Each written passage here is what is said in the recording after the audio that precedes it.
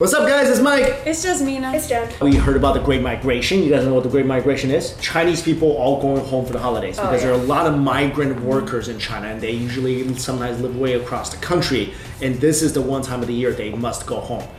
They save all their money. They're buying whatever they need to for their kids, for their relatives, and they go home. So I mean, look at these pictures. This is the craziest time to travel in China. But for one migrant worker, his trip became very tragic because he works in Shandong, which if you guys can see on the map, it's kind of like eastern China, but it's kind of like in the middle. And then he's trying to get to Heilongjiang, which is the top, like the northeastern-esque province in China. But he ended up in Anhui, which is the opposite direction. And he didn't realize this until a month later. Right, because he was trying to bike home to save money. So he went 500 kilometers or 300 miles the opposite direction. And he was biking on the expressway. That's how he found out, because the policemen, they just stopped him because, well, he wasn't going the wrong direction. They just questioned what he was doing. Why he was biking on the expressway. Yeah, why he was biking. And then he just realized, oh, I'm going the wrong way. The reason he gave was really hilarious to me. He said he got some bad direction in the beginning, and he never questioned it. But aren't there signs on the highway saying which direction you're going? So I'm just wondering how he never noticed the signs. Yeah, or he could just look at a map, But nope, he just goes directly all the way to Anhui. It's kind of like when you stop at a gas station to ask for directions and you're in Chicago trying to go to Colorado and you end up in New York. He might not be really good at geography, so he sees the signs for the cities coming up. He might not understand what what direction those cities are. So a lot of people in China, they're not very educated, so they're this could be the case where he just didn't know. But to not continuously ask for directions, that kind of boggles my mind.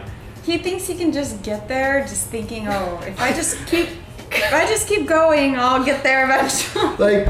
Can you this is what I think happened in the beginning. He's like, hey, excuse me, how do I get to Heilongjiang? And the guy's like, that way. And he's just like, all right. I feel like he just disregarded all of the directions. He just went straight in the direction that the person told him. Yeah. So this is a month.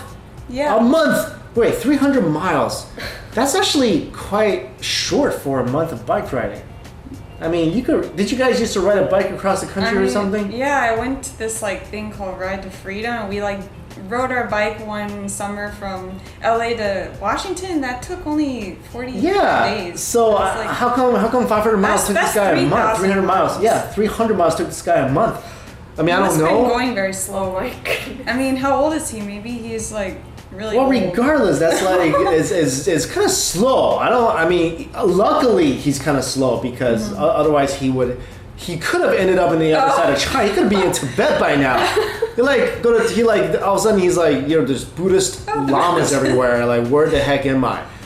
And so luckily, again, the police they took pity on him, so they bought him a ticket back home, all the way back to where he was going. Yeah, so he didn't have to go bike back. Because at that point he was 25 kilometers, or about 1,500 miles from the destination he wanted to, his original destination. So think about that. It took him a month to ride 300 miles, so it took him 5 months. Oh my God! New Year's is over. He might as well stay for the next New Year's. So luckily, great. They bought him a ticket. And you can see in this picture, the police is laughing at him. They're laughing at him. And this picture is iconic. He's just kind of what the heck? But I mean, not to poke fun at him. This is obviously not good. That it's sad that he did this, but it had a happy ending. So 300 miles. If I was 300 miles from somewhere and I really wanted to save money, I didn't really have any money for tickets or whatever. I could do a bike ride for 300 miles. I do it. Yeah. I mean, that's I don't know how much you can ride in a day. 50 miles probably. So that's a week. Can't do a little backpacking, a little camping. Could do it in a week. Yeah. But anyway, I really want to see how he bikes. This is really surprising to me. All right, guys, thanks for watching. See you. Bye.